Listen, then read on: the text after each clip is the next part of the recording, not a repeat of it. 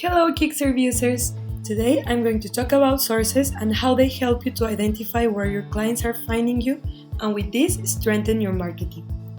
Documenting the sources from which your clients are finding you gives you the opportunity to measure the data and create plans from this, for example an advertising plan.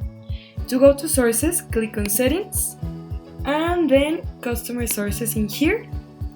Kickserv offers you some sample sources, but you can modify them or create new ones. To add a new one, click on Add a new customer source.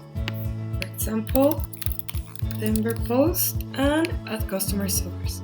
To modify one, click on the little pencil icon at the end of each row. Here we have it, we can modify it. And finally, remember that these sources are only for internal use unless you check this box, which is Show the source on the contact form. For more information about this, click on the link in the description of the video. So we've reached the end of the video. Give us a like, and if you haven't, subscribe to our multiple social platforms. Bye bye all!